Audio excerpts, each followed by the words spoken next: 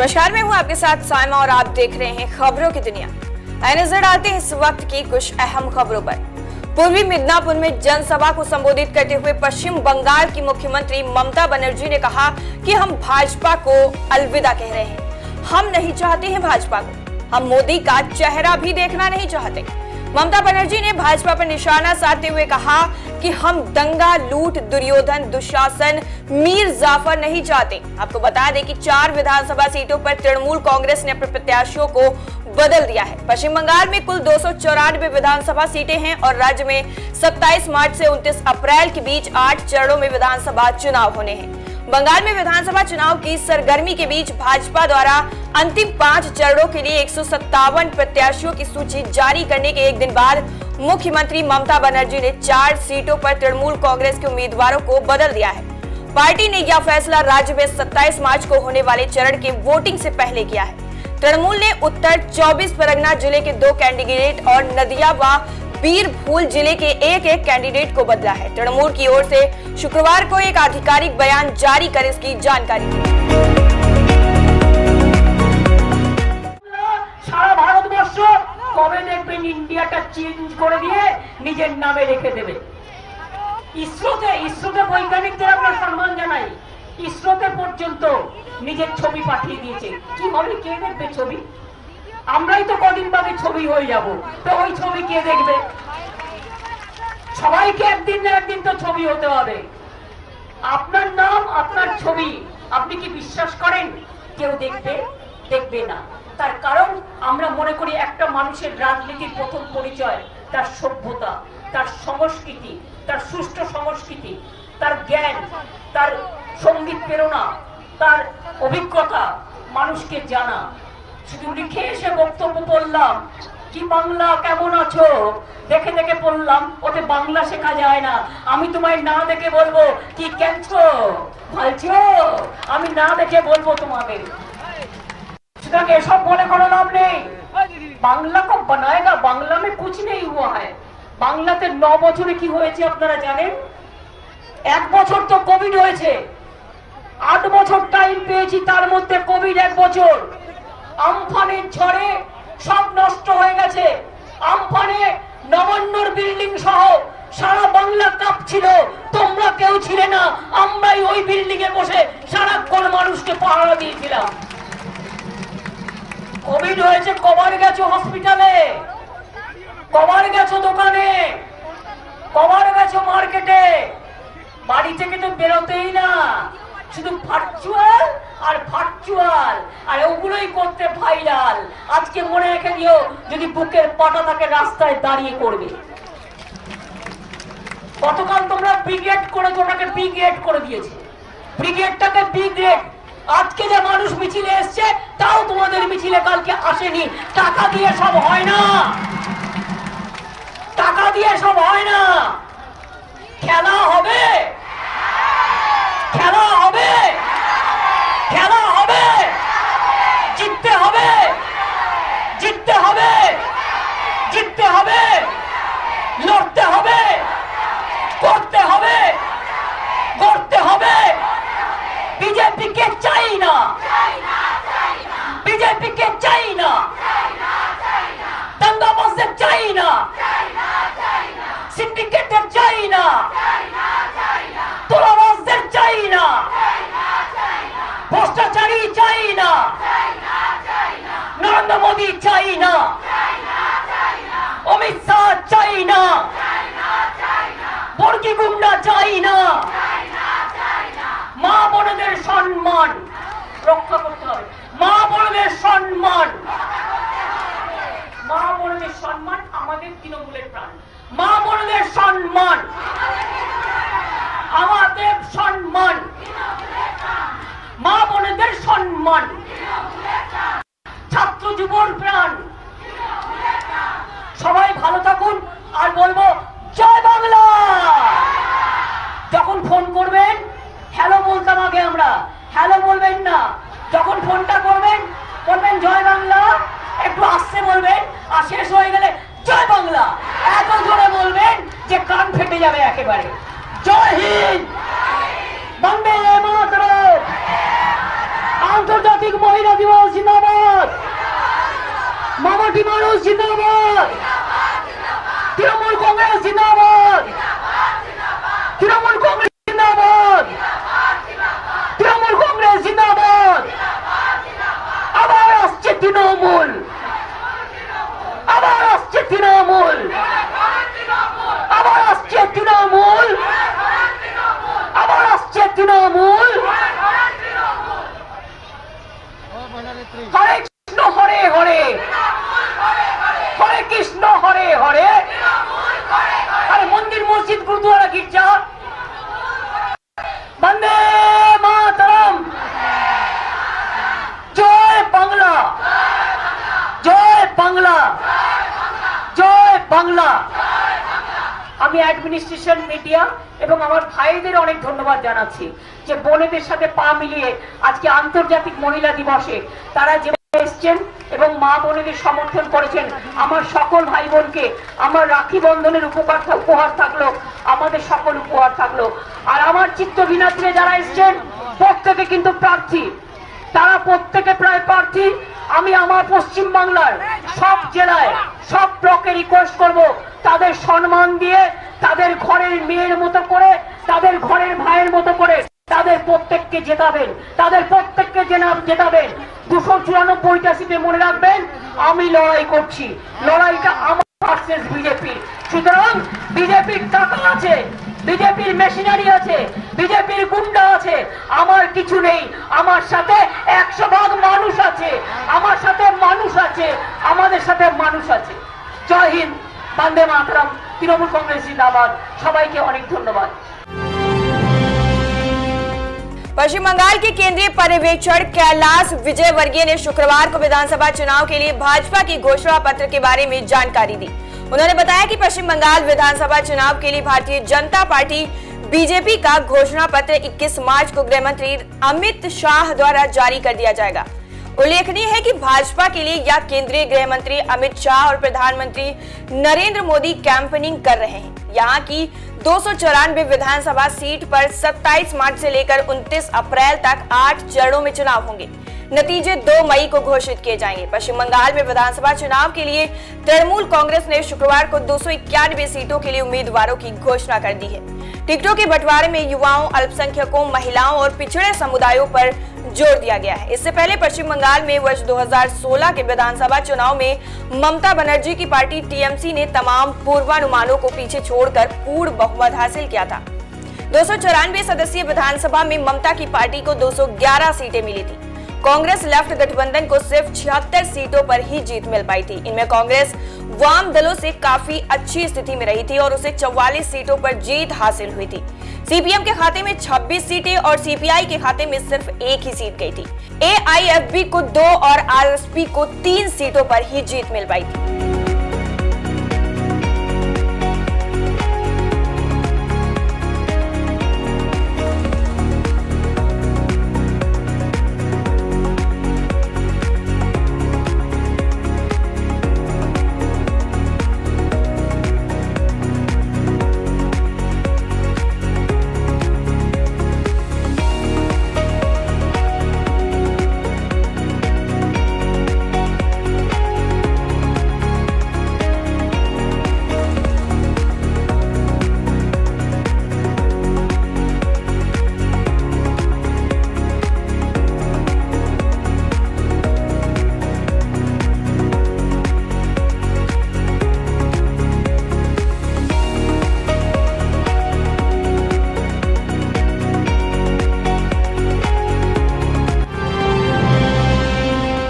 पंजाब के मुख्यमंत्री कैप्टन अमरिंदर सिंह ने राज्य में बढ़ रहे कोरोना के मामलों को लेकर कुछ और प्रतिबंधों का ऐलान किया है। राज्य में 31 मार्च तक शैक्षणिक संस्थानों को बंद करने और सिनेमा हॉल व मॉल की क्षमता पर प्रतिबंध लगाने के आदेश दे दिए गए हैं। कैप्टन अमरिंदर सिंह ने सभी जिलों के डीसी, एसएसपी व वरिष्ठ स्वास्थ्य अधिकारियों के साथ वर्चुअल बैठक की। इस दौरान सीएम ने कोविड प्रोटोकॉल का सख्ती से पालन करने के निर्देश दिए। कैप्टन ने कहा कि यह महत्वपूर्ण है कि हम सभी मास्क पहनने का सख्ती से पालन करें और जीवन को बचाने के लिए अन्य सुरक्षा सावधानियों को भी अपनाएं। कैप्टन ने इस बात के भी संकेत दिए कि सर्वाधिक कोरोना संक्रमित क्षेत्रों में कुछ और प्रतिबंध लगाए जा सकते हैं। पंजाब में सिनेमा हॉल में क्षमता से 50% लोगों को ही एंट्री मिलेगी। मॉल में 100 अधिक व्यक्ति नहीं रह सकते हैं। मुख्यमंत्री ने लोगों से अपील की कि कोरोना की ट्रांसमिशन चेन को तोड़ने के लिए कम से कम 2 हफ्ते तक सोशल एक्टिविटी से दूरी बनाए रखें। 11 सबसे प्रभावित जिलों में अंतिम संस्कार व शादियों को छोड़कर सभी सामाजिक समारोहों और संबंधित कार्यों पर पूरी तरीके से प्रतिबंध का आदेश दे दिया गया है। अंतिम संस्कार व शादियों में 20 व्यक्तियों की उपस्थिति की ही परमिशन दी जाएगी।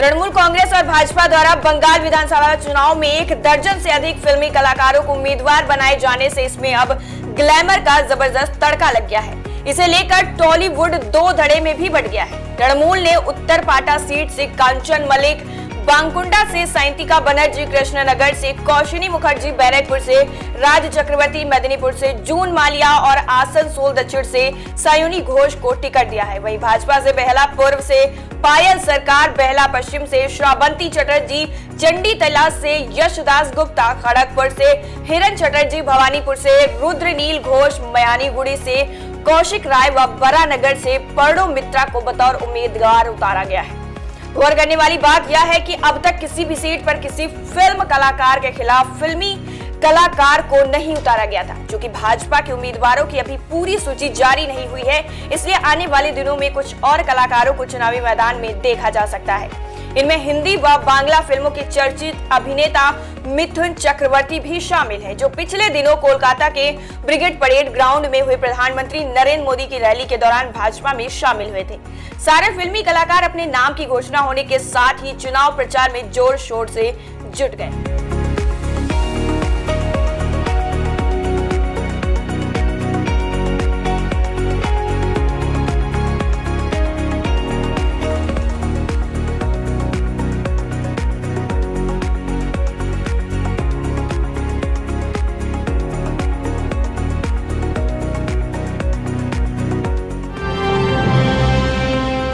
रायगंज विश्वविद्यालय की छात्रा के साथ हुए यौन शोषण कांड के विरोध में तृणमूल छात्र परिषद के सदस्यों ने विश्वविद्यालय के द्वार पर प्रदर्शन किया। इस दिन संगठन के सदस्य छात्र छात्राओं ने घटना की तीव्र निंदा करते हुए आरोपी प्रोफेसर के विरुद्ध कड़ी कार्रवाई की मांग की।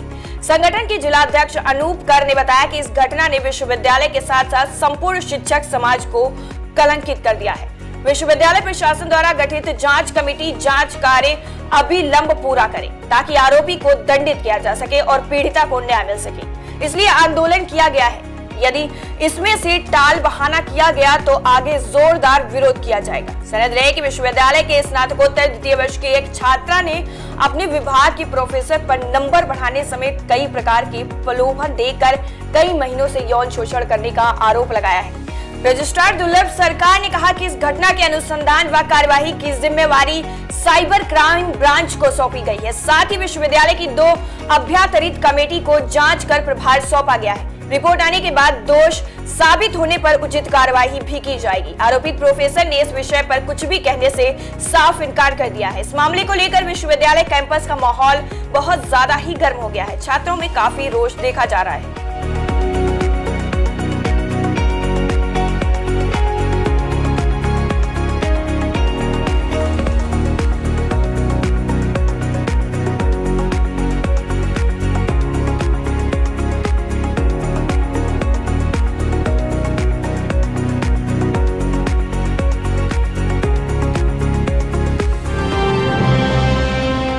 महाराष्ट्र बीच देश के कई राज्यों में कोरोना संक्रमण की स्थिति चिंताजनक हो गई है। पाबंदियां बढ़ाने के बावजूद लगातार मामले बढ़ते जा रहे हैं और रिकवरी रेट में गिरावट देखने को मिल रही है। इस बीच पंजाब में 9 जिलों में नाइट कर्फ्यू रात 9 बजे से सुबह 5 बजे तक लागू रहेगा। मॉल और सिनेमा हॉल में लोगों की उपस्थिति पर भी पाबंदियां लगाई गई है। बिहार सरकार ने कोरोना स्थिति को देखते हुए सभी डॉक्टरों, स्वास्थ्य कर्मियों और पैरामेडिकल कर्मचारियों की छुट्टी 5 अप्रैल तक रद्द कर दी है। महाराष्ट्र में गुरुवार को रिकॉर्ड 25,833 मामले सामने आए। बढ़ते मामलों के कारण गुजरात में पड़ोसी राज्यों राजस्थान, महाराष्ट्र और मध्य प्रदेश से लगती सीमाओं को सील कर दिया गया है। दिल्ली में भी मामले तेजी से बढ़ रहे हैं। स्वास्थ्य मंत्रालय ने जारी आंकड़ों के अनुसार देश में पिछले 24 घंटे के दौरान 39,726 नए मामले सामने आए हैं। वहीं 20,654 मरीज ठीक हो चुके हैं। 154 लोगों की मृत्यु हो गई है। देश में अब तक कुल 1,15,14,331 मामले सामने आए हैं। इनमें से 1,10,83,679 लोग ठीक हो गए हैं। एक्टिव केस 2,71,282 हो गए हैं। मरने वालों की संख्या 1,59,370 हो गई है। देश में कोरोना टीकाकरण भी तेजी से चल रहा है। इसकी संख्या 4 करोड़ के करीब पहुंच चुकी है। देश में कुल अब तक 3,93,39,817 लोगों को कोरोना वायरस की वैक्सीन लगाई गई है।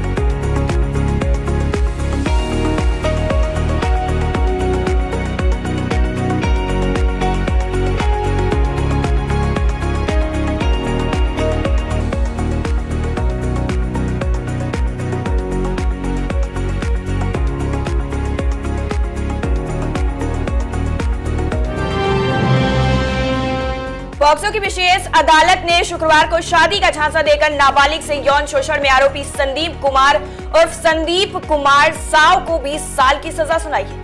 साथ ही 32,000 रुपए का जुर्माना भी लगाया है। जुर्माना नहीं देने पर 18 महीने की अतिरिक्त सजा भी होगी।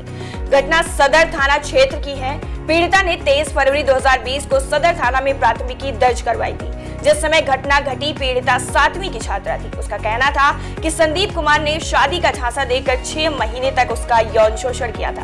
अभियुक्त उसके घर में कुछ दिनों के लिए रेंट पर भी रहा था।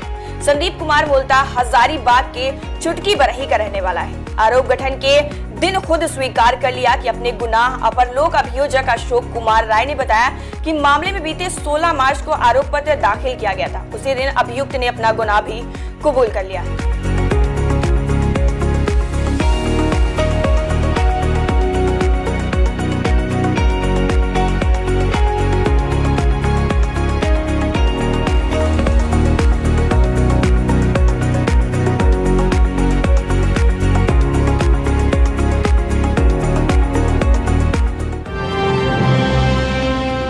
जम्मू रेलवे स्टेशन के पार्सल विभाग में सीबीआई की एक टीम सरप्राइज चेकिंग के लिए पहुंच गई। विभाग के अधिकारियों को एक तरफ सीबीआई अधिकारियों ने विभाग में मौजूद रिकॉर्ड और सामान की जांच शुरू कर दी।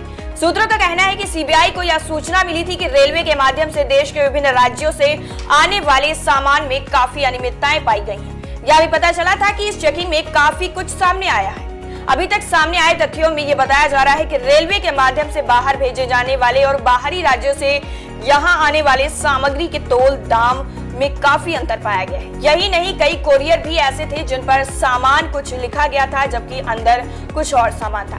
ऐसा कहा जा रहा है कि इन सब में रेलवे के कुछ अधिकारियों की मिलीभगत भी हो सकती है। लिहाजा सीई टीम की जांच प्रक्रिया जारी है।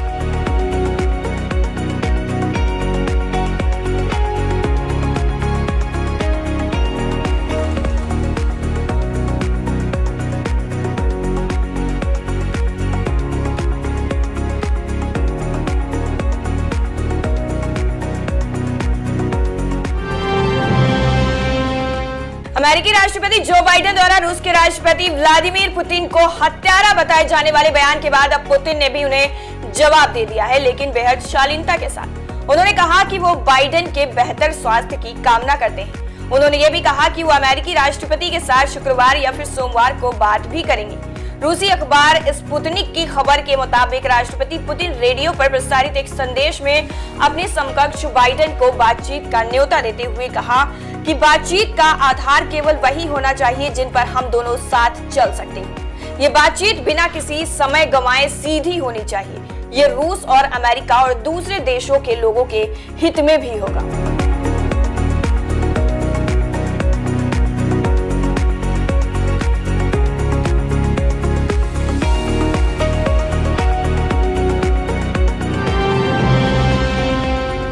कांग्रेस नेता राहुल गांधी कल असम के दौरे पर थे। अपने 2 दिवसीय दौरे के दौरान डिब्रूगढ़ में राहुल गांधी ने किसान सीएए समेत कई मुद्दों पर जमकर भाजपा को घेरा। कॉलेज के स्टूडेंट से बातचीत करते हुए राहुल ने कहा कि युवा बेरोजगार है, किसान लगातार सीएए का विरोध कर रहे हैं। उन्होंने कहा कि अगर हम दिल्ली में आते हैं तो वो असम के लोगों से उनकी संस्कृति भाषा को भूलने के लिए बिल्कुल नहीं कहेंगे। इसके साथ ही राहुल ने आरएसएस का नाम लिए बिना उस पर पूरे देश को नियंत्रित करने का आरोप लगाया। इसके साथ ही राहुल गांधी ने कहा कि लोकतंत्र का मतलब असम की आवाज पर असम का नियंत्रण होना चाहिए। अगर हम इसमें छात्रों को शामिल नहीं करते हैं तो यहाँ लोकतंत्र हो ही नहीं सकता। युवाओं को सक्रिय रूप से राजनीति में आना चाहिए और असम के लिए लड़ना चाहिए। जब आपको लगता है कि आपका राज्य लूटा जा रहा है तो आपको युद्ध लड़ना चाहिए, लेकिन प्यार से, लाठी पत्थरों से नहीं। आगे राहुल गांधी ने कहा कि अगर आपको लगता है कि लोकतंत्र को नकारा जा रहा है तो आपको सामने आकर उसका विरोध करना चाहिए।